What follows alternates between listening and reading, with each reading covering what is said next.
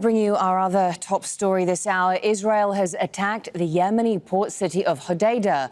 A wave of strikes hit an electricity plant and the Ras Issa seaport.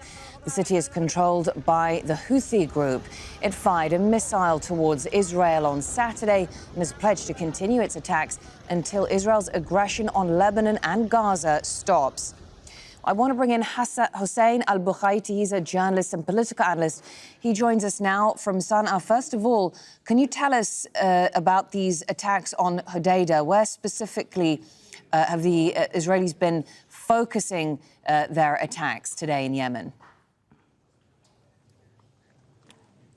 It's been reported that Israeli has conducted more than 15 airstrikes. They have targeted Hodeidah main port and as well Ras Issa port. Ras Issa port is one of the main oil port of Yemen. That port is where Yemeni receiving their fuel from outside.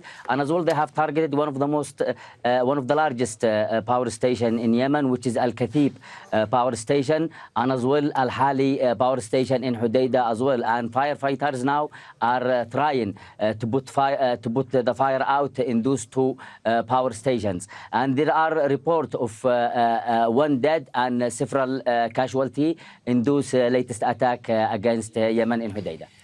Hussein, help us understand the significance of Hodeidah. This is really a key entry point for humanitarian aid to a country that has been suffering from malnutrition, starvation. The United Nations has warned of famine in several areas. What does it mean for Hodeidah to be bombed?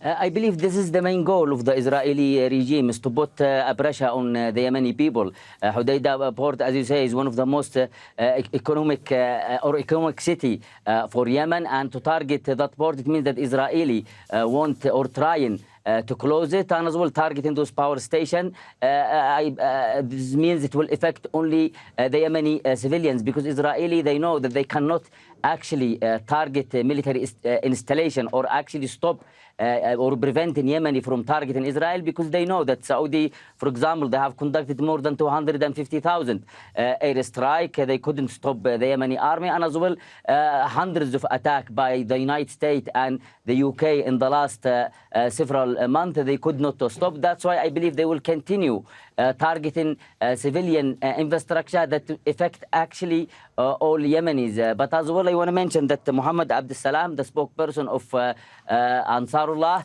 also known the Houthi, he said that those attacks actually will not stop or prevent or obstruct Yemeni from attacking the Zionist state of Israel, or from keeping or continuing to support the people of Lebanon and as well the people of Palestine. And so tell us what the Houthis might do next.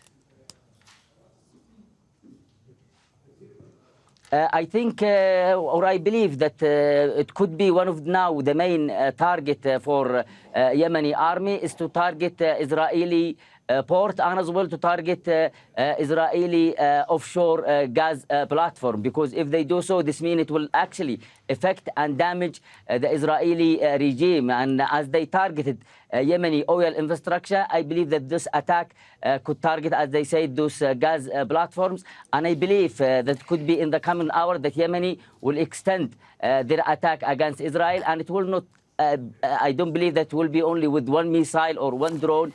I think they will launch several of those missiles and drones at once, because they actually want to support the Palestinian people, and as well they want to stop the attack against Yemen. Hussein, do you think they will? Do you think the Houthis will also focus on sort of strategic shipping lanes?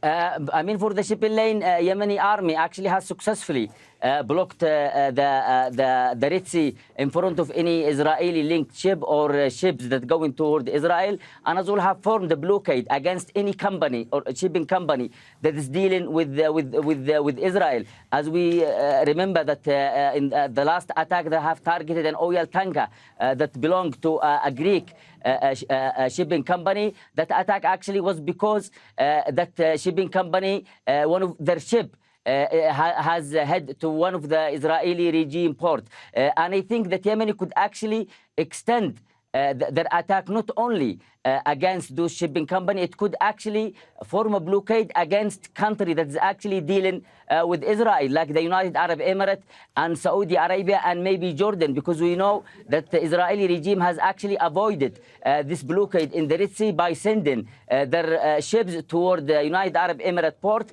and then all the goods on those ships is transported by truck through United Arab Emirates and then Saudi Arabia and Jordan. That's why I believe one of those stages it could be for that blockade against a country that's actually helping Israeli to avoid the blockade. Hussein, thank you very much. Hussein Al-Bukhaiti joining us from the capital of Yemen, Sana'a.